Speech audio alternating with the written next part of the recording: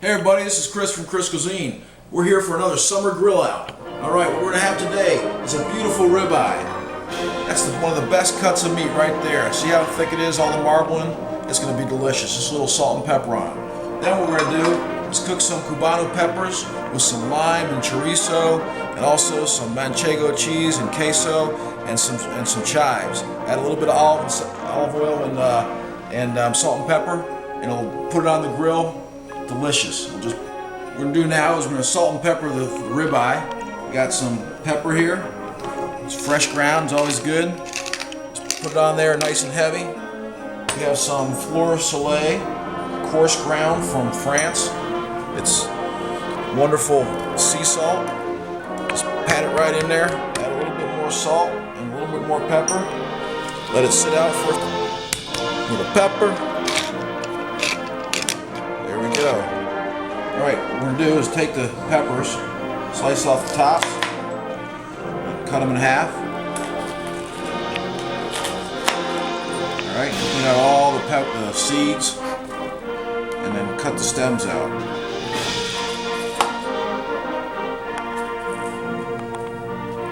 Alright, now we're going to cut the chorizo. There's a little skin on the chorizo, so what I usually do is just slice this right down the middle.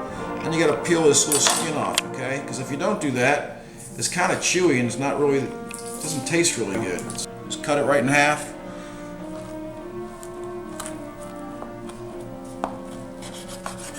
Then what I usually do is just cut it into quarters again.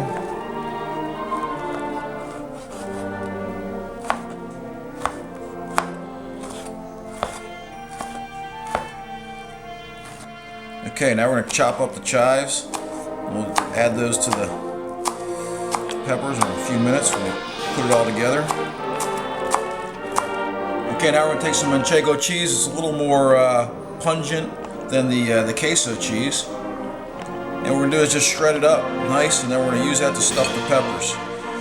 Give it a nice, round flavor with the mild queso and the slightly pungent aromatic manchego. All right. Okay, now we have the queso blanco. We're just going to shred some of that up with the manchego. Like I said, it's just basically white Mexican cheese. Right now we're going to take some limes. The best thing to do is you kind of roll them on the cutting board. That loosens up some of the juice. So I'm going to cut them in half. And then we're just going to take them and squeeze them all over the peppers. See? Just fill all the crevices, the cracks and crevices with a little lime juice. Okay, take a little bit of Spanish olive oil, just drizzle it over top of the peppers with the lime juice. Actually makes like almost a little vinaigrette. Okay, so now what we're going to do is add the chorizo. Just fill it in with all the crevices. Now we're going to add the salt, a little Fleur de Sel, another French sea salt right there. Now we're going to add some pepper. Okay, next up we're going to add the chives, just sprinkle them on, just like we do everything else. Okay, so we're going to add some queso cheese. Anyway, there's a little manchego mixed with this. It's a little mix. We're just going to take it in and kind of stuff it in there so it sticks in there. Get it fired up to about 500 degrees, nice and hot.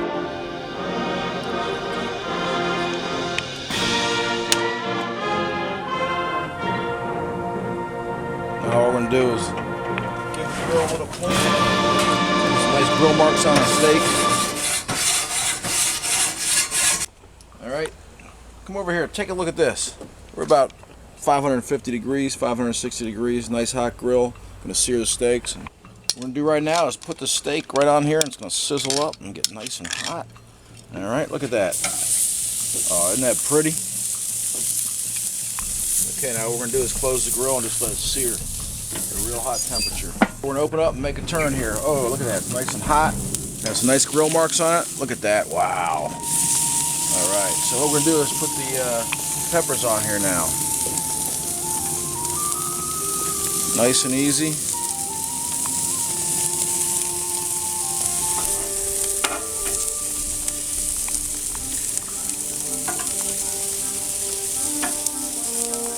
Alright, check it out. Whoa. Look at that. Heard it. Heard it. Now what we're going to do is check the temperature, see where it's at. We want to have an internal temperature about 135, 140. There. So we're about 130, 135, 140. Still pretty rare. You can just tell by touching it. It's kind of, if you touch your thumb like that, that means it's rare. If you touch your palm, that means it's well done. So we're at 140. We're just pull it off for a second and give it let it cool for a couple seconds. See where it ends up. I've had this thermometer for about 20 years now. It's the best one I have. Every time we're buying one, nothing works better than this one. We're gonna put it on for like probably another minute or two. All right, just slap it right on there. Slap your mama. Give it a quick turn. Get the internal temp.